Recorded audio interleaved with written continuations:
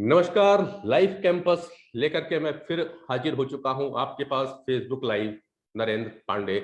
और आज मेरे साथ बैठे हुए हैं doctor B Balakrishnan. Doctor B नमस्कार। बालाकृष्णन रायपुर के जाने माने चेस्ट फिजिशियन है, पल्मोनोलॉजिस्ट है, इंटरविस्ट है। यानी यूं सामान्य सी भाषा में कह दें कि फेफड़े संबंधित जितनी बीमारी है उसके आप विशेषज्ञ हैं।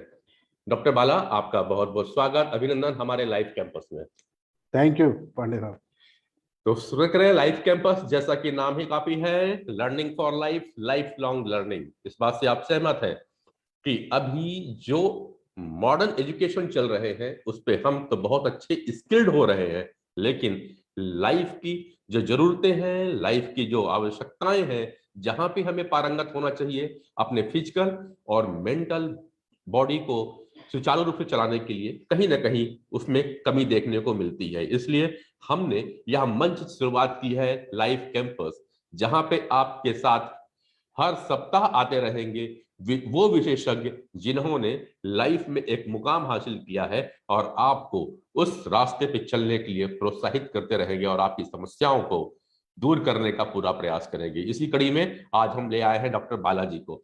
डॉक्टर बाला साहब, आप चेस्ट रोग विशेषज्ञ हैं, यानी कि फेफड़े संबंधित बीमारियों के विशेषज्ञ हैं। लाइफ स्टाइल बदल रही है लोगों की, काम का प्रेशर ज्यादा आता है। और साहब, जब युवा, विशेष तौर पे जब युवा आता है, तो कॉलेज की लाइफ हमने और आप दोनों ने मजा की है जी। चाय के ठेले में गर्मा गर्म चाय हो और उसके साथ अगर सिगरेट ना हो तो युवा को मजा नहीं आता। तो चाय की सिगरेट जी का जो कॉम्बिनेशन है, doctor Bala as a pulmonologist उस कॉम्बिनेशन को कैसे देखते हैं? हालांकि जैसे कि अभी पांडे सर ने बताया कि चाय और सिगरेट का जो कॉम्बिनेशन है, हम एक दूसरे को देख के सीखते हैं और एंजॉय करते हैं, और इससे तमाम प्रकार की तकलीफें तो आती है। उससे पहले हम बहुत अच्छे से एंजॉय कर लेते हैं अपने कॉलेज लाइफ को, उसके बाद कुछ सालों बाद उसका असर सामने आता है, परिणाम सामने आता है। उसमें से मुख्य परिणाम जो है, आजकल जिस तरह से आप देख रहे हैं मेट्रो सिटीज में, और अभी रायपुर का भी चलन वैसे ही बदला जा रहा है, धीरे धीरे उसी मेट्रो सिटीज के जैसे हम बदलते जा रहे हैं। तो पहले सिर्फ पुरुषों में ये चलन बहुत कॉमन था, अब महिलाओं में भी ये चलन बहुत तेजी से आ रहा है। आजकल तो बच्चे भी इस चलन में देखे जा रहे हैं। तो जब किसी चीज का चलन आता है तो वो कई सालों, दरसों, अरसों तक चलता है, और उसके साथ उसके कई विपरीत परिणाम आते हैं। मुख्यतः इसमें सबसे ज्यादा तो होता है कि 8 से 10 साल बाद इसके असर देखने को मिलते हैं, और वो बहुत ही भयानक होती है। जी जी। डॉक्टर साहब, एक चीज होता है जैसे कि अभी का जो युवा है वो एक माला दो माला चढ़ता है, यानी मुश्किल से 15 से 20 सीढ़ियां चढ़ता है और बोलता है सांस फूलने लग रही है। जी। ये सांस फूलने का क्या संबंध फेफड़ों से है? जी बिल्कुल, बेशक इसका संबंध फेफड़ों से है। क्योंकि हमारे युवा स्थिति में भी अभी देखा जाए तो पहले के लोग साइकिल, पैदल बहुत ज्यादा चलते थे।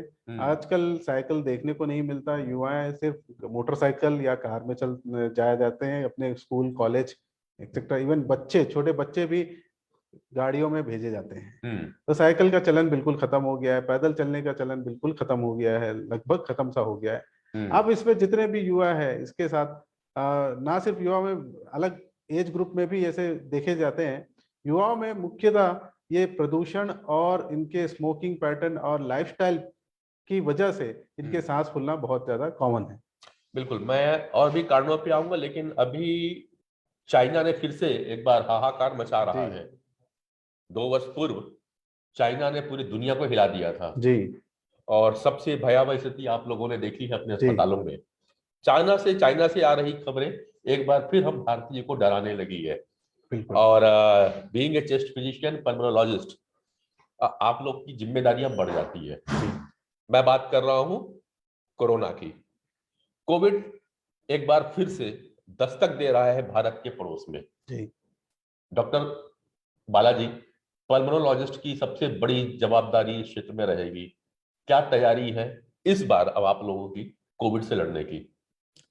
देखिए, अभी तक जितने भी चाइना में और उसके आसपास के देशों में, उसके आसपास तथा हमारे एशिया कंट्रीज में भी बहुत सारे देशों में इस कोविड का ओमिक्रॉन BF7 नाम का एक म्यूटेंट वेरिएंट पाया गया है। इसके साथ साथ चाइना से हम इंडिया को एज ऑफ नाउ भी कंपेयर करना थोड़ा गलत होगा, क्योंकि चाइना में वैक्सीनेशन प्रोटोकॉल और बहुत सारे protocol, age groups, disease burden अलग लेवल के थे, और इंडिया में भी अलग लेवल के थे। इंडिया में वैक्सीनेशन बहुत अच्छे से हुआ है। इसके साथ साथ अभी इंडिया में जैसे कि हाइब्रिड इम्यूनिटी, यानी कि वैक्सीनेशन के साथ इम्यूनिटी आई और नेचुरल इम्यूनिटी, खुद के इन्फेक्शन होने से भी इम्यूनिटी आई है। ये दोनों हाइब्रिड इम्यूनिटी की वजह से अभी हम लोग थोड़ा सेफ जोन में रख सकते हैं, बट हमें कोविड अप्रोप्रिएट बिहेवियर को भूलना नहीं चाहिए, क्योंकि कोविड के नया स्ट्रेन दस्तक दे चुका है। तो अभी बहुत अर्ली फेज है ये बोलना कि ये हम सेफ हैं या बहुत ज्यादा पैनिक सिचुएशन क्रिएट होगा, ये बहुत अर्ली है। जी डॉक्टर बाला, मेरे ख्याल से स्क्रीन पे अब डॉक्टर अनिल गुप्ता भी दिख रहे हैं। डॉक्टर अनिल जी नमस्कार। नरेंद्र पांडे जी स्वागत है। डॉक्टर बालाजी अपने साथ बैठे हुए हैं आज। Welcome doctor Balaji. Thank you sir. Doctor Anil, आप अभी चर्चा सुन रहे थे हम लोग की। हम लोगों ने दो महत्वपूर्ण मुद्दे में बात कर दी। एक तो जिस पे आप बात करते हैं लाइफ स्टाइल की, लाइफ विदाउट स्टाइल कह जाए हम कहें, और साथ ही साथ में कोविड की भी बातें हो चुकी है। एलोपैथ में कोविड की और फेफड़ों को लेकर के क्या बातें होंगी और कैसे निजात पाया जाता है, कैसे हम अपने फेफड़ों को मजबूत रख सकते हैं, इन तमाम पहलुओं पे आज बात करने के लिए मैं रायपुर के ही नहीं छत्तीसगढ़ के जाने माने सीनियर पल्मोनोलॉजिस्ट को यहाँ पे बुलाया हुआ है। और आप बात करते हैं बॉडी के एज ए होलिस्टिक अप्रोच में आने वाला कोविड, और अब फेफड़ों की मजबूती कैसी जाएगी इसकी ही बात करेंगे। तो सबसे पहले कोविड की बात कर लेता हूं। डॉक्टर अनिल, आपका विचार क्या है, यदि अब कोविड आएगा तो हम अपने लोगों को कोविड के वायरस से कैसे बचा सकते हैं? क्योंकि एक चीज आ रही डॉक्टर अनिल, यहाँ पे आप चर्चा करें उसके पहले बोल दूं, क्योंकि लोगों के मन में एक ओवर कॉन्फिडेंस सा दिखाई दे रहा है। वो यह है कि हमने तो वैक्सीनेशन करवा लिया है तो हमें अब कुछ नहीं होगा। राइट। तो चलिए शुरुआत करते हैं आपसे कि आप आने वाले कोविड को कैसे देखते हैं? देखिए, जिस तरीके से बातें सुनने को मिल रही हैं, न्यूज में आ रहा है कि चाइना की कंडीशन खराब है, और जैसे डॉक्टर बाला ने भी कहा, हमें कोविड एप्रोप्रिएट बिहेवियर फॉलो करना होगा। लेकिन कोविड एप्रोप्रिएट बिहेवियर के साथ साथ एक चीज और इंपॉर्टेंट है, वो है कि क्यों नहीं हम कोविड प्रिवेंटिव बिहेवियर भी अडॉप्ट कर लें। और प्रिवेंटिव बिहेवियर का मतलब ये है कि हम अपने ऊपर वर्क करें कि चाहे वो वायरस आए या कोई भी स्ट्रेन आए, अगर मेरा इम्यून सिस्टम स्ट्रांग रहेगा तो वो किसी भी वायरस से, किसी भी स्ट्रेन से फाइट करने में सक्षम है।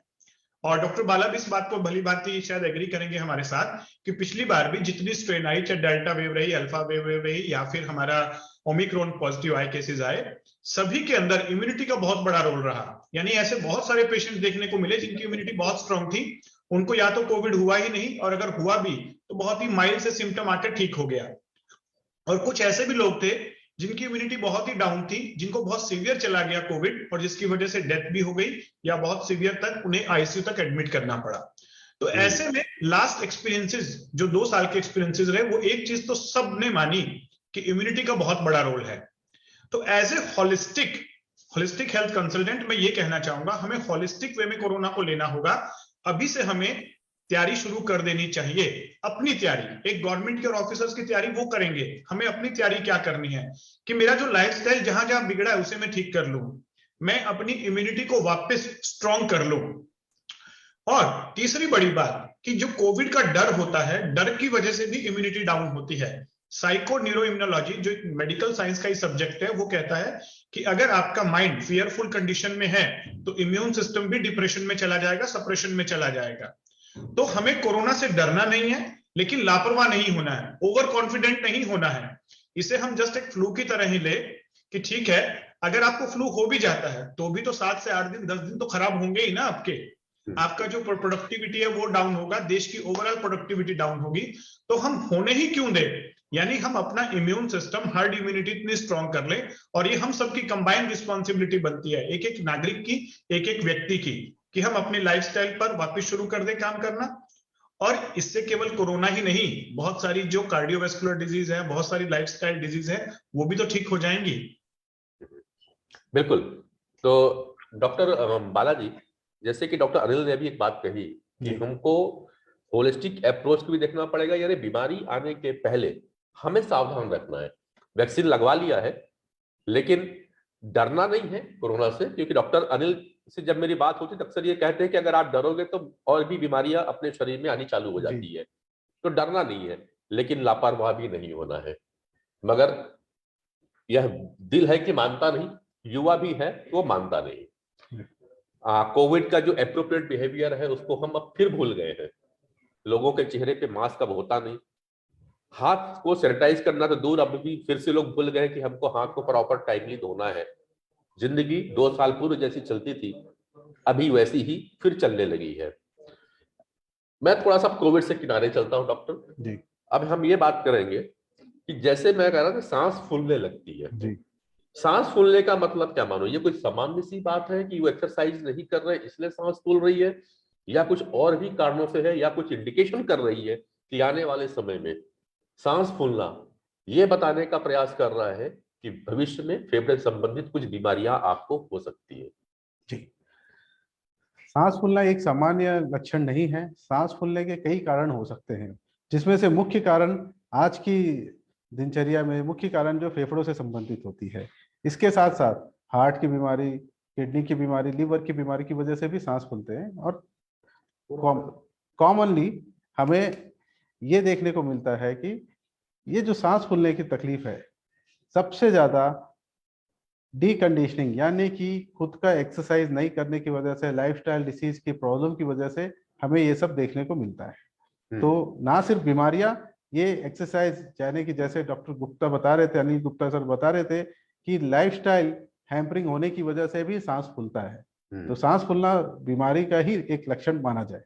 क्या एक तो ये भी मान सकते हैं डॉक्टर बाला कि फेफड़े में जो कैपेसिटी होती है जी, हवा लेने की, ऑक्सीजन भरने की, वो कम हो जाती है? बिल्कुल। अच्छा। सांस फूलना का मुख्य कारण 3 हो सकते हैं फेफड़ों की वजह से। एक तो श्वास की नली में, जहां पे, और सेकंड होता है जहां ऑक्सीजन एंड कार्बन डाइऑक्साइड का एक्सचेंज होता है। थर्ड जो हमारा रिब केज और मस्कुलर स्केलेटल सिस्टम होता है, उसकी डेफिशिएंसी, वर्किंग डेफिशिएंसी होने से। तो इसकी वर्किंग डेफिशिएंसी कैसे बताएं? हम इसमें अपनी खुद की एक्सरसाइज कैपेसिटीज अगर बढ़ाते हैं तो लंग्स की कैपेसिटीज भी बढ़ती है, जो मुख्य कारण है कई बीमारियों के। डॉक्टर अनिल, फेफड़े की हम बात करेंगे। फेफड़े में सांस की फूलना, यानी अगर वो सांस ले रहा है जल्दी सांस फूलने लगती है, एज ए होलिस्टिक कंसल्टेंट आप इसे कैसे देखते हो? मैं 2 प्रकार से देखता हूं। देखिए, लंग्स एक एक्सपांडेबल ऑर्गन है और कहा जाता है ना, लंग कैपेसिटी जितनी अच्छी होगी, जितना आपका ब्रेथ होल्डिंग कैपेसिटी होगा, उतना ही आपकी वाइटलिटी होगी। और होलिस्टिक साइंसेज में, लाइफस्टाइल मेडिसिन में, आयुर्वेद में ये जो ब्रेथ है, इसे 2 चीजें ली जाती हैं ब्रेथ के द्वारा, एक ऑक्सीजन और एक प्राण। प्राण मतलब लाइफ फोर्स एनर्जी। तो आजकल हमारी सांसें बहुत शैलो हो गई हैं, मतलब हम बहुत हल्की हल्की छोटी सांसें ले रहे हैं और बहुत फास्ट ब्रीदिंग है। ऐसा कहा जाता है ब्रीदिंग रेट 12 से 15 होना चाहिए ह्यूमन बीइंग का। और अगर आपका ब्रीदिंग रेट ज्यादा है तो आपकी एजिंग प्रोसेस फास्ट हो रही है, ये वैदिक साइंस बताता है। जो कछुआ है वो करीब करीब 4 से 5 मिनट में एक सांस लेता है, और एक डॉग है जो 1 मिनट में 25 से 30 सांसें लेता है। यानी ब्रीदिंग रेट जिसका ज्यादा होगा उसकी एज कम होगी, क्योंकि लाइफ फोर्स एनर्जी हम ज्यादा छोड़ रहे हैं। मेडिकल साइंस में बताता है अगर आपका ब्रीदिंग रेट फास्ट है, मतलब आपका सिंपैथेटिक सिस्टम ओवर एक्टिव है। कोरोना में भी हमने देखा अगर ब्रीदिंग रेट ज्यादा हो रहा है, हार्ट बीट ज्यादा हो रही है, तो एडमिट करने की जरूरत है।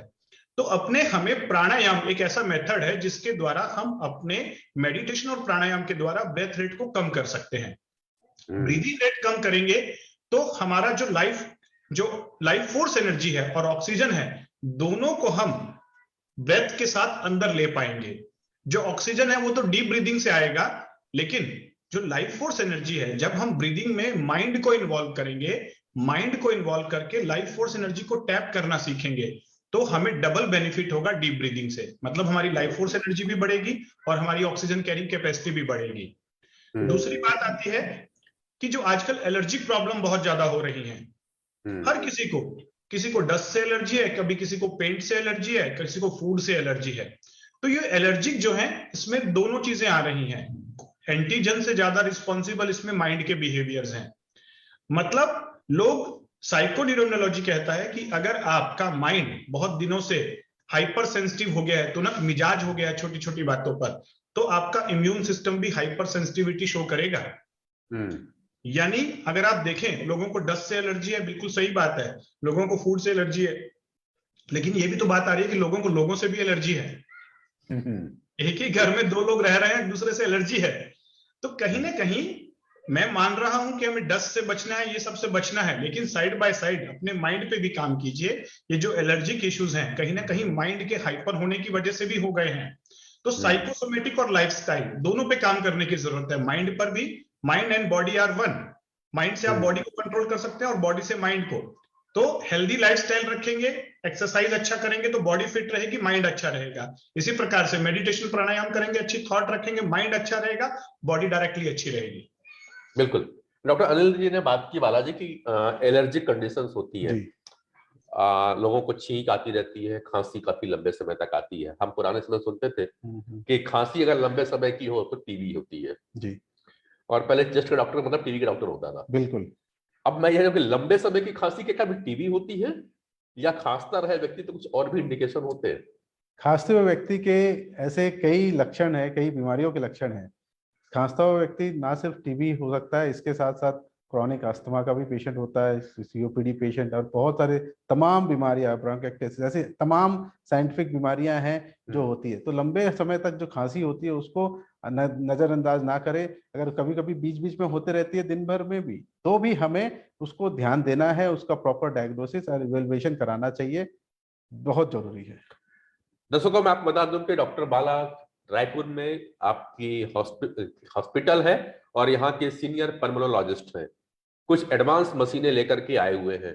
तो मैं चाहूंगा कि डॉक्टर बालाकृष्णन थोड़ा सा बता दें कि आपके यहाँ पे वो कौन सी एडवांस मशीनें हैं जो डॉक्टर बालाकृष्णन के सेंटर को दूसरे पल्मोनोलॉजिस्ट से अलग करती हैं, और क्या छत्तीसगढ़ की जनता को वो अलग दे रहे हैं, जिसके लिए उन्हें अब तक दिल्ली और मुंबई को जाना जरूरत पड़ती थी, अब रायपुर में दे पाओगे आप? बिल्कुल। हमारे सेंटर यानी कि advance chest centre Shankar Nagar में ऐसी 3 मशीनें लाई गई है जो सेंट्रल इंडिया का पहला मशीन है, जिसमें से एक मशीन डिफ्यूजन लंग कैपेसिटी, जिसमें ऑक्सीजन लेने की और कार्बन डाइऑक्साइड छोड़ने की जो क्षमता है हमारे फेफड़ों की, उसकी पूरी जानकारी मिलती है।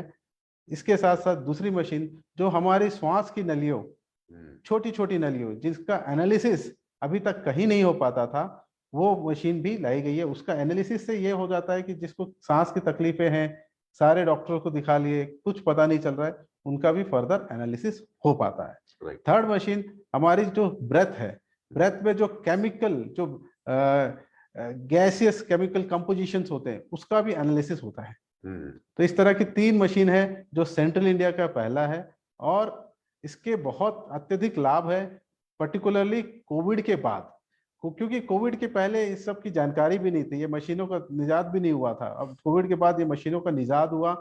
और मैं तो ये कहना चाहूंगा कि जैसा कि डॉक्टर अनिल गुप्ता सर ने अपना पॉजिटिव हेल्थ जोन बनाया है, जिसमें कि एक होलिस्टिक अप्रोच है, तो उस अप्रोच को अगर पालन करेंगे तो ये सब मशीनों की भी जरूरत नहीं होगी। जो बीमारी है, जितनी तमाम प्रकार की बीमारियां हैं, हो सकता है किसी को कैंसर हो, किसी को किडनी की प्रॉब्लम, किसी को लीवर की प्रॉब्लम, किसी को फेफड़ों की, किसी को हार्ट की, या उम्र की वजह से, या विभिन्न प्रकार का जो एक्सपोजर हो रहा है डस्ट की वजह से, या इंडस्ट्रियल डस्ट की वजह से एक्सपोजर हो रहा है, या पॉल्यूशन का एक्सपोजर हो रहा है, अगर उन व्यक्ति को ये जरूरत होता है तो इससे बहुत अच्छा डायग्नोसिस होता है और उसका निजात भी मिलता है। चलिए, आपने कहा कि आपके पास में 3 मशीनें आपने छत्तीसगढ़ की जनता को उपलब्ध करवा रहे हैं अपने सेंटर पे, और निश्चित रूप से उससे उनको फायदा मिलेगा, जिसके लिए दिल्ली और मुंबई का उनको सहारा लेना पड़ता था, अब रायपुर में कर सकते हैं। मगर डॉक्टर बालाकृष्णन जी, कोविड के बाद एक ये देखा गया, वैसे भी हम रायपुर में रह रहे हैं जहां पे पॉल्यूशन ज्यादा है, और यहाँ पे हम अगर अपने 20 शहर में गुजर गए तो हमें खांसी तो आने लगती है, इतना पॉल्यूशन है। मगर कोविड के बाद एक सर्वे जो आई है वो ये कहती है कि हर किसी व्यक्ति का फेफड़ा, चाहे उसे कोविड से संक्रमण हुआ हो या ना हुआ हो, उसका फेफड़ा कमजोर हुआ है। और तो बाकी बॉडी के लिए तो हम एक्सरसाइज कर रहे हैं, क्या फेफड़े के लिए कोई स्पेशल एक्सरसाइज है जिससे करके हम अपने लंग्स की कैपेसिटी बढ़ा सकें, जल्दी सांस जो फूल रही है उसको हम एक्सपैंड कर सकें अपने फेफड़े को? एज ए पल्मोनोलॉजिस्ट आप कोई ऐसा एक्सरसाइज बताते हैं? जी, कोविड के पहले और कोविड के बाद में दो तरह के इम्पैक्ट आए हैं, दो तरीके के फर्क आए हैं। जैसा लॉकडाउन लगा, जो व्यक्ति स्वस्थ था उसको एक्सरसाइज करने का मौका नहीं मिला, या तो वो घर में भी एक्सरसाइज नहीं कर पाता था, अपना ध्यान नहीं दे पाते थे। कुछ लोग जो ध्यान दिए वो उनका लंग्स स्वस्थ है। दूसरा, इन्फेक्शन, कोविड के इन्फेक्शन की वजह से भी लंग्स में बहुत ज्यादा इम्पैक्ट आया। कई लोग ने अपने मेंटल एंड फिजिकल हेल्थ को इम्प्रूव किया तो उन लोगों के लंग्स इम्प्रूवमेंट आ गया। और ऐसे तमाम प्रकार के हमारे एक्सरसाइज हैं जिसमें डॉक्टर अनिल गुप्ता सर ने अभी मेंशन किया था, प्राणायाम, ब्रीदिंग एंड माइंड का बहुत बड़ा एसोसिएशन है। अगर मैं आपको बता दूं, जब हम पैदा होते हैं या कोई बच्चा पैदा होता है तो सबसे पहले उसको रोना जरूरी है। अगर रोया नहीं कुछ मिनट तक, यानी कि वो बच्चा नहीं रहा। सो रोना क्यों जरूरी है? जैसे ही बच्चा माँ के पेट से बाहर आया, उसका अम्बिलिकल कॉर्ड को काट के अलग किया जाता है। तब तक उसके जो ऑक्सीजनेशन होता है उस अम्बिलिकल कॉर्ड्स की वजह से होता है, वो सर्कुलेशन प्रॉपर, उसमें ऑक्सीजन ब्लड जो है मदर से बच्चे को उसी कॉर्ड के जरिए आता है। जैसे ही वो रोता है उसके लंग्स एक्सपांड होते हैं। तो इसलिए फेफड़ों को प्राण का दर्जा दिया गया है। यही एक कारण है, फेफड़ों को प्राण का दर्जा दिया गया है। शुरुआती दौर से, पैदा होने से लेकर आखिरी सांस तक फेफड़ों का बहुत बड़ा रोल है। और इसमें कुछ एक्सरसाइज जो आजकल लगभग सभी जानते हैं, प्राणायाम और ब्रिस्क वॉकिंग, 3 to 4 किलोमीटर्स पर यंग जनरेशन और लेस देन 60 या 70 ईयर्स के जो भी लोग हैं, 3 to 4 किलोमीटर का ब्रिस्क वॉकिंग करेंगे, इससे अच्छा एक्सरसाइज कुछ नहीं है। बिल्कुल। तो डॉक्टर अनिल, इसी चीज को मैं आपके पास लेके चलता हूँ। होलिस्टिक हेल्थ केयर में फेफड़े के लिए कि हमारे लंग्स एक्सपैंड हो, लंग्स मजबूत रहे, हेल्दी रहे, स्वस्थ रहे, इसके लिए एज ए होलिस्टिक कंसल्टेंट आप क्या सुझाव देते हैं? पहले तो मैं डॉक्टर बाला की बात को आगे बढ़ाऊंगा। डॉक्टर बाला ने एक बात कही कि उनके पास बहुत अच्छी अच्छी मशीनें हैं और ये बहुत अच्छा काम कर रहे हैं डॉक्टर बाला कि रायपुर के अंदर वो सारी मशीनें जो रेस्पिरेटरी सिस्टम को एक एडवांस तरीके से चेक कर सकती हैं वो लेकर आए हैं। देखिए, लोगों के एटीट्यूड में एक बहुत गलत बिलीफ बना हुआ है। डॉक्टर बाला, मैं आपसे भी कहना चाहूंगा, लोग क्या करते हैं कि जनरली मेडिकल साइंस की मदद तब लेते नहीं हैं जब उन्हें जरूरत होती है। वो क्या करते हैं कि स्टार्टिंग में जब उन्हें कोई डिजीज नहीं है, वो अपनी लाइफ को, अपनी हेल्थ को बहुत ही लापरवाह तरीके से लेते हैं। फिर उसके बाद जब उनको डिजीज सीवियर हो जाती है, फिर वो क्या करते हैं, ऑल्टरनेटिव पैथीज के पास या होलिस्टिक के पास या लाइफस्टाइल वालों के पास जाते हैं कि सर अब हमें ठीक कर दीजिए। बिल्कुल गलत तरीका है। उस समय हमें एलोपैथी की जरूरत है। जब डिजीज सीवियर हो गई है, एक्यूट हो गई है, उस समय आपको एलोपैथिक अप्रोच लेना ही पड़ेगा क्योंकि उनके सिम्टम्स को एक्यूट मैनेजमेंट की जरूरत है। लेकिन डिजीज ना हो, इसके लिए आप, जब आप स्वस्थ हैं, जब आपको हल्के फुल्के सिम्टम है, जब आपको कोई सिम्टम नहीं है, तब आपको ये होलिस्टिक अप्रोच लेनी है ताकि डिजीज ना आए। दूसरी बड़ी बात कि डिजीज अगर जब एक्यूट मैनेजमेंट हो गया, एक्यूट मैनेजमेंट होने के बाद फिर अब वो उसी में बस पड़े रहते हैं कि मेडिसिन खाते रहेंगे, अब हो गया, जब तक दोबारा एपिसोड नहीं आएगा। अब फिर उन्हें जब एक्यूट मैनेजमेंट हो गया, फिर अब वापस होलिस्टिक की तरफ आना है ताकि अब उन्हें रिवर्सल किया जा सके। ये दोनों साइंसेस को लड़ने की जरूरत नहीं है, हम बिल्कुल हाथ से हाथ मिलाकर चलेंगे। मेडिकल साइंस का अपना रोल है डायग्नोसिस के लिए, एक्यूट मैनेजमेंट के लिए। होलिस्टिक साइंस का अपना रोल है, एक प्रिवेंशन के लिए और दूसरा उसको वापस रिवर्स करने के लिए। तो दोनों को साथ लेकर चलें। दूसरी बड़ी बात, कई बार लोग कहते हैं कि मुझे तो टेस्ट की जरूरत ही नहीं है, टेस्ट करवाऊंगा तो फालतू पॉजिटिव आ जाएगा। एक बात समझिए भाई, हम भगवान नहीं है, हम इंसान हैं। और हम इंसान भी ऐसे हैं जिसने अपना लाइफस्टाइल बिगाड़ के रखा है, खूब टेंशन लेता है, डाइट बिगाड़ के रखी है। तो ये मत सोचिए कि आपको बीमारियां नहीं होंगी, आपको भी टेस्ट करवाने की जरूरत है। तो एनुअल चेकअप, जैसे हम गाड़ी का एनुअल चेकअप कराते हैं, मशीनों का एनुअल चेकअप कराते हैं, इसी प्रकार से इस गाड़ी का भी, इस बॉडी का भी एनुअल चेकअप करवाते रहिए। बहुत सिंपल एनुअल चेकअप होते हैं, ब्लड टेस्ट है, जैसे रेस्पिरेटरी सिस्टम है, अगर आपको अच्छा सब कुछ नॉर्मल है तो बहुत अच्छी बात है ना भाई, आपको पता चल गया कि आपकी गाड़ी अच्छी चल रही है। और अगर टेस्ट में कुछ निकल भी आया है तो ऐसे ही होलिस्टिक चेकअप होते हैं जिसमें हम प्रिवेंटिव लेवल पे बता देते हैं कि आपकी लाइफ फोर्स एनर्जी कहां कहां पर कम है। जहां पर लाइफ फोर्स एनर्जी कम है वहीं पर डिजीज आने की संभावना है, उन्हें भी हम रोक सकते हैं। जीडीवी स्कैन है। लाइफस्टाइल मॉडिफिकेशन के लिए वेदा पल्स है, जिसके द्वारा हम नाड़ी एग्जामिनेशन से आपका पर्सनलाइज। डॉक्टर अनिल यहाँ पे थोड़ा सा मैं आपको टोक रहा हूँ। फेफड़े का तो हमें समझ में आ गया कि डॉक्टर साहब का सांस फूल रही है तो फेफड़े में हुआ, और आपने मशीनों से चेक कर लिया कि आपके फेफड़े बराबर एक्सपैंड हो रहे हैं या नहीं हो रहे हैं। वो कब गया? जब क्रॉनिक केस में आ गया। और आप ये कह रहे हैं कि पहले आ जाए।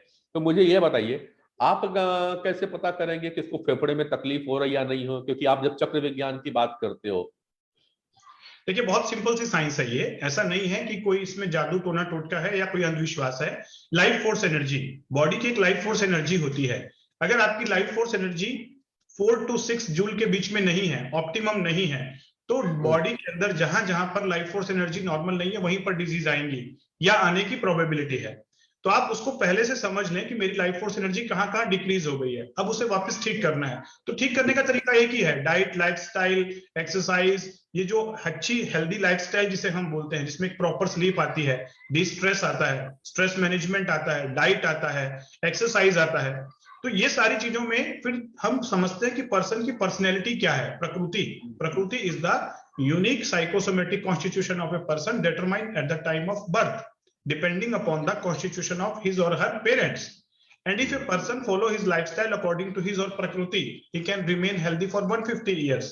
लेकिन लोगों को प्रकृति पता ही नहीं है मेरी खुद की प्रकृति क्या है, और ना ही डाइट और लाइफस्टाइल वहां फॉलो कर रहे हैं। तो मैं ये कहना चाह रहा हूं कि अब टेस्ट भी करवाने की जरूरत है, डाइट लाइफस्टाइल मॉडिफिकेशन की भी जरूरत है, और जब एक्यूट डिजीज आ रही है तो एलोपैथी का भी बहुत बड़ा रोल है, उसे हम नकार नहीं सकते। बिल्कुल। चलिए डॉक्टर बालाजी, जैसे डॉक्टर साहब ने कहा कि कम से कम साल भर में एक व्यक्ति को अपना चेकअप कराना चाहिए, बाकी सही है। हम सब गाड़ी लगा के चलते हैं, चाहे 2 व्हीलर हो या 4 व्हीलर हो, और साल में कम से कम एक बार सर्विसिंग जरूर कराते हैं गाड़ी का। लेकिन ये जो अपनी मानव शरीर रूपी गाड़ी है, मशीन है, शायद इसकी सर्विसिंग लोग कभी ध्यान नहीं देते। जब पूरा डैमेज होता है तभी हम सर्विस सेंटर यानी आपके अस्पताल पे पहुंचते हैं। कुछ सुझाव एज ए पल्मोनोलॉजिस्ट कि लोग अपने विशेष ऑर्गन फेफड़े का कैसे ध्यान रखें, और कौन कौन से चेकअप जरूरी है उसके लिए कि साल भर में देखता रहे कि उसके फेफड़े बराबर काम कर रहे हैं। देखिए इसमें फिर वही बेसिक्स से बात चालू हो जाती है कि अपने डाइट, एक्सरसाइज, लाइफस्टाइल, रूटीन को पूरा मैनेज करें। उसके साथ साथ अगर किसी व्यक्ति को शुरुआती दौर से ही अगर सांस फूलना या कुछ ऐसी तकलीफें, लंबी खांसी आ रही है तो इमीडिएटली, या छाती में दर्द हो रहा है तो इमीडिएटली डॉक्टर्स के पास जाए और दिखाए, समझे। और अभी जो हमारे पास जो मशीन है वो इतना अर्ली फेज में डिटेक्शन करता है कि बीमारी को पूरी तरह से शरीर में फैलने से पहले ही डिटेक्ट कर लेता है। तो उससे एक तो हमें जानकारी मिल जाती है, उसका निजात भी मिल जाता है, ट्रीटमेंट भी मिल जाता है। उसके बाद फिर से हमें अपना रूटीन यानी कि diet, physical activities, exercise, meditation, mind and body का जो एसोसिएशन है, स्ट्रॉन्ग एसोसिएशन है, उस पर ध्यान देने की जरूरत होती है। डॉक्टर बालाजी, जो अपना हिंदुस्तान है ना जी, यहाँ पे एक बड़ी अच्छी प्रचलन है, कल का बीमार आज का हकीम बन जाता है। जी डॉक्टर निजामी मेरी बात को सुन रहे हैं, कल का बीमार आज का हकीम हो जाता है। यानी कल जो बीमार था उसको जो दवाई दी जाती है वो अगले बीमार वालों के लिए डॉक्टर बन करके बोलता तू ये दवाई खा ले। और खास करके आपका जो विभाग है उसमें तो बड़ा कॉमन है, खांसी आई तो एक पर्टिकुलर ब्रांड को ले आकर के दे देता है कि इससे मेरी ठीक हुई थी खांसी, इसको तू खा ले, या फलाना एंटीबायोटिक है इसको तुम भी खा लो, ठीक हो जाओगे। डॉक्टर बालाकृष्ण, एक बड़ी मुद्दा है ये भी, क्योंकि आपके पेशे में ब्रांकोडायलेटर, ब्रांकोरेक्टेशन, ये चीजें बहुत चलती है कफ सिरप के रूप में। साथ में आप लोग एंटीबायोटिक का भी बड़ा उपयोग करते हैं। अभी जैसे आपने अस्थमा की बात की, आप इनहेलर का उपयोग करते हैं। मैं मार्केट में घूमते हुए पब्लिक के बीच बैठे हुए देखा है कि लोग अब उसकी सलाह खुद दे देते हैं कि ये वाली फलाना सिरप डॉक्टर बालाकृष्ण लिखी थी यार, तुम इसको पी लो, ये एंटीबायोटिक नहीं, ये काम नहीं कर रही थी, ये वाली खा लो। इसके लिए भी आईसीएमआर ने गाइडलाइन भी जारी की कि आपको अनावश्यक एंटीबायोटिक नहीं लेना चाहिए, इतने दिन का डोज लेना चाहिए। तो थोड़ा सा मैं यहाँ पे और भी चलूं, क्योंकि एलोपैथी बड़ा सेंसिटिव मैटर है आज की तारीख में। जिस तरह से कोविड आ रहा है, और कोविड का जो असर भी हो रहा है, सहमत होंगे डॉक्टर अनिल जी भी, कि जो हम विदाउट प्रिस्क्रिप्शन मेडिसिन ले रहे हैं उससे भी हमारे शरीर पे काफी असर पड़ रहा है। जी। तो थोड़ा सा डॉक्टर बालाकृष्णन आपसे हम ये भी चाहेंगे कि बताएं, खास करके सर्दी खांसी और बुखार में जो नीम हकीम बन करके दवाइयां ले लेते हैं मेडिकल काउंटर में पहुंच करके, तो थोड़ा सा उस पे भी आपका सुझाव आ जाए कि कब लेना चाहिए और नहीं लेना चाहिए, तो क्यों नहीं लेना चाहिए उनको। डॉक्टर क्यों आवश्यक है, घर का वैद्य से एक एलोपैथिक या कंसल्टेंट की आवश्यकता क्यों है? बिल्कुल, जैसे कि अभी नरेंद्र पांडे जी ने कहा कि सब एक दूसरे को अपनी मेडिसिन बता देते हैं और एंटीबायोटिक्स भी ले लेते हैं। तो जिस तरीके से अभी इंडिया का सिनेरियो है, ओवर द काउंटर प्रिस्क्रिप्शन या ओवर द काउंटर मेडिकेशंस बहुत इजीली मिल जा रहे हैं, चाहे वो एंटीबायोटिक हो, चाहे कोई भी दवाई हो, चाहे कफ सिरप हो। अगर आप देखेंगे ऐसे कई एंटीबायोटिक्स रेजिस्टेंस आ गए हैं जो हम रोजमर्रा आईसीयू में देखते हैं। इतना इजीली लोग ना सिर्फ टैबलेट्स, इंजेक्शंस भी लेते हैं और उस इंजेक्शन की वजह से हमें इतने तकलीफों का सामना करना पड़ रहा है। जो सिंपल सी दवाई से ठीक हो सकती थी जो बीमारी, उसके लिए हायर एंटीबायोटिक्स यूज करना पड़ रहा है। कारण ओवर द काउंटर मेडिसिन, यानी कि पर उसी दवाइयों को देख के कोई भी हकीम बनने की कोशिश करना। डॉक्टर बालाकृष्णन, एक चीज, जैसे दवाइयां आप एंटीबायोटिक देते हो और सर्दी अपने खांसी बहुत दिन से उसको ब्रोंकाइटिस थी, खांसी आ रही थी, आपने जी। दवाइयां दी, बोले इसको आपने 10 दिन खाना है, 7 दिन खाना है। जी। जल्दी मरीज गांव का, जब हम गांव में ट्राइबल एरिया पे जाते हैं और देखते हैं 3 दिन में ठीक हो जाता है, राइट। उसके बाद बंद कर देता है। जी। इसका सही है या इसमें कुछ आप कह रहे हैं? ये बिल्कुल गलत होता है। हर मेडिसिन का एक ड्यूरेशन होता है, पर्टिकुलर ड्यूरेशन। उस ड्यूरेशन को डॉक्टर्स असेस करते हैं कि उस पर्टिकुलर मरीज में या उस खास मरीज में उसको कितने दिन तक का देना है। क्योंकि पहले 5 साल 10 साल पहले जो पल्मोनोलॉजी डिपार्टमेंट था, यानी कि चेस्ट डिपार्टमेंट था, और अभी में बहुत ही फर्क है, जमीन आसमान का फर्क है। पहले सिर्फ जैसा आपने कहा टीबी के ही डॉक्टर होते थे, चेस्ट का डॉक्टर यानी कि टीबी का डॉक्टर। अभी के समय में बहुत सिनेरियो बदल चुका है। पहले हमें बीमारियों के बारे में ही नहीं पता होता था, अभी बीमारियों का क्लासिफिकेशन, विभिन्न प्रकार की बीमारियों का नामकरण, उसका स्पेसिफिक ट्रीटमेंट, जैसे कि अभी हमने एडवांस चेस्ट सेंटर में जो नई मशीनें लाई है, उस सारी मशीनों का अब इन्वॉल्वमेंट होना चालू होगा। और ये हो सकता है, जैसे कि पहले अगर रायपुर की स्थिति देखें, छत्तीसगढ़ की स्थिति के 20 साल पहले सिटी स्कैन कुछ ही जगह पे होता था। आज की डेट में लगभग हर हॉस्पिटल में सिटी स्कैन की सुविधा उपलब्ध है। वैसे ही जैसे जैसे समय बढ़ता जाएगा, टेक्नोलॉजी बढ़ती जाएगी, हमें भी बाकी सुविधाएं मिलेगी। बिल्कुल। डॉक्टर साहब, एक चीज और देख रहे हैं, अभी अपने रायपुर शहर में मेट्रो का प्रोसेस चालू हो चुका जी। है। हर चौराहे पे अब हुक्का बार खुल गए हैं। जी। अभी तक तो केवल सिगरेट चौराहे पे मिलती थी, अब हुक्का भी हो गए हैं, और युवाओं का झुकाव सॉरी हुक्का बार की ओर काफी होने लगा है। हुक्का बार का और फेफड़े का क्या संबंध है? जैसे कि आप सभी जानते हैं कि सिगरेट या बीड़ी स्मोकिंग या पैसिव एक्टिव स्मोकिंग हो, तो हुक्का का बहुत ज्यादा एसोसिएशन है। हुक्का पहले लोग सिर्फ एक फ्लेवर के लिए पीते थे, अब उसमें भी तमाम प्रकार के नशीले पदार्थों का उपयोग किया जा रहा था। इसलिए हमारे राज्य सरकार ने इसको बैन करने की भी पूरी कोशिश की है। इसके साथ साथ कुछ लोग घर पे उसका उपयोग करते हैं, उनको बाहरी जगह से उनको हुक्के में डालने वाले विभिन्न नशीले पदार्थ मिल जाते हैं, तो इससे बहुत ही बुरा असर पड़ता है फेफड़ों में, और फेफड़े धीरे धीरे डैमेज होने लगते हैं। अच्छा, एक चीज और आती है, कई बार लड़के ये बोल देते हैं, हमारी पीढ़ी के लोग हैं, यार मैं सिगरेट नहीं पीता लेकिन वो गुटखा खाता हूँ। अक्सर हमारे डॉक्टर नहीं बोलते भी हैं, वो क्या है सर, वो बोलो जुआ केसरी बोलो जुआ केसरी। बोलो जुआ केसरी, उसको रैपर को फाड़ के मुंह में डालने का जी, बड़ा जी। है। तो बोले इससे तो धुआं निकलता, तो हमको परेशानी होती नहीं। क्या केवल दांतों को परेशान करता है ये जुआ केसरी या जिस प्रकार की गुटखा मौजूद है, या इससे भी फेफड़े में तकलीफ होती है? बिल्कुल होती है। जितने भी गुटखे हैं उसकी वजह से सबसे पहले तो जो खाने की नली है और स्टमक है, उसका कैंसर धीरे धीरे बढ़ता जा रहा है। क्योंकि वो लोग वही बोलते हैं जो कैंसर के हॉस्पिटल को विजिट नहीं किए हैं।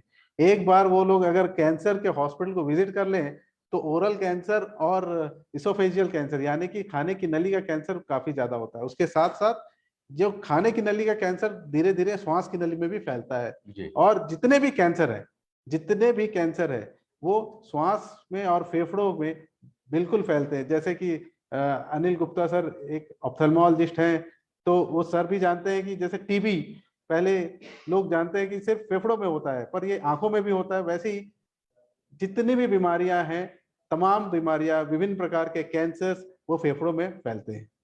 डॉक्टर अनिल, जैसा कि ये भी मेरा हो रहा था कि हर कोई हकीम बन गया है, तो आपका जो होलिस्टिक अप्रोच है उसमें भी हकीम बहुत जल्दी आते हैं। जहां जान जाएंगे कि डॉक्टर अनिल गुप्ता फेफड़े की मजबूती के लिए, फेफड़े सेहत के लिए फलाना कलर या फलाना आपका मंत्र करवा रहे हैं, तो अपने आप भी कुछ मंत्रों को यूट्यूब से डाउनलोड करके बोलना चालू कर सकते हैं और बोले कि हम कर रहे हैं। तो होलिस्टिक अप्रोच बहुत में सिंपल है पांडे जी, मैं यहाँ पर बहुत क्लियरली बताना चाहूंगा। एक है डिजीज डिपार्टमेंट और एक है हेल्थ डिपार्टमेंट। ये दो बिल्कुल डिफरेंट डिपार्टमेंट हैं।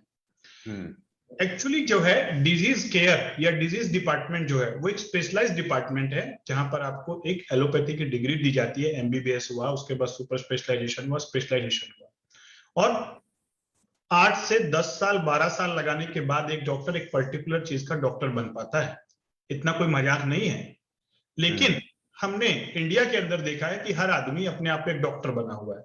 कोई भी बीमारी हुई, जैसा भी आपने कहा, तुरंत ये वाली एंटीबायोटिक खा ली, ये वाली खा ली। ये सबसे गलत प्रैक्टिस है, इसे पहले रोकना चाहिए। एलोपैथी की दवाइयां केवल एक रजिस्टर्ड मेडिकल प्रैक्टिशनर ही प्रिस्क्राइब कर सके, ओवर द काउंटर भी नहीं होनी चाहिए, और एक दूसरे को ऐसे प्रिस्क्राइब भी ना की जा सके, जो यूएस का और यूके का सिस्टम है। ऐसा होना चाहिए, क्योंकि इनके साइड इफेक्ट्स बहुत हैं। तो ये बहुत, अगर ऐसे कर दिया जाए तो बहुत कुछ साइड इफेक्ट्स को रोका जा सकेगा। दूसरी पार्ट है हेल्थ सिस्टम। अब ये जो लोग एक दूसरे को सलाह देना चाहते हैं, जो दूसरों को ठीक करना चाहते हैं, तो उन्हें हम इनवाइट करते हैं हमारी होलिस्टिक मेडिसिन में। आप आइए, हम आपको हेल्थ डॉक्टर बनाएंगे, डिजीज डॉक्टर नहीं। और उसमें बकायदा आप 3 महीने का 6 महीने का कोर्स कीजिए।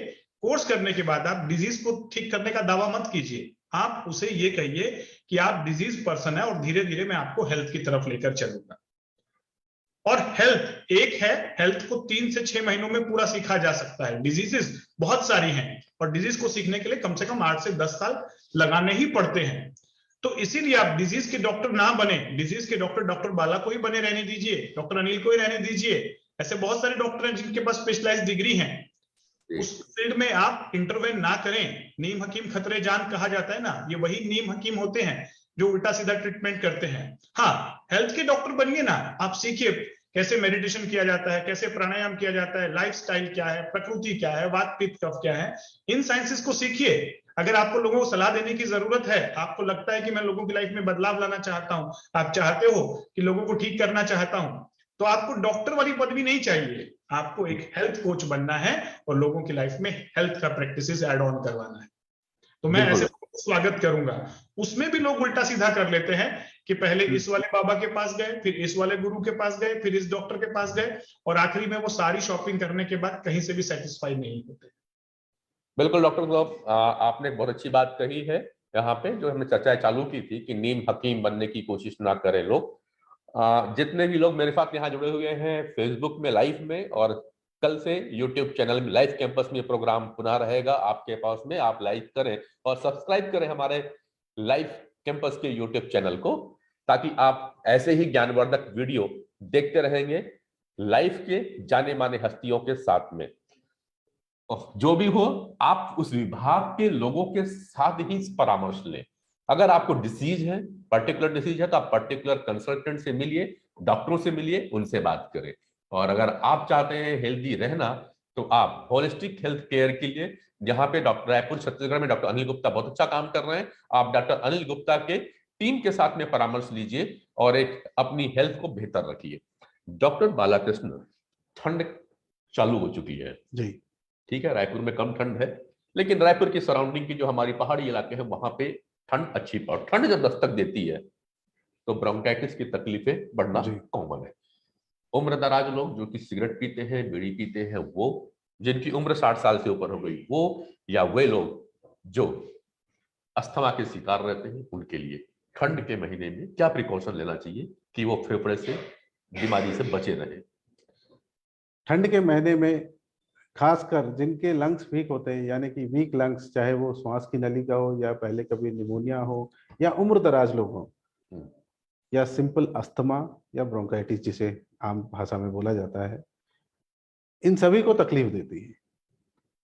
तो सबसे पहले अगर आपको ये सारी तकलीफें हैं और या तो वीक लंग है, तो उस समय आप उस ठंडी हवा में अपना खुद का एक्सपोजर ना रखें।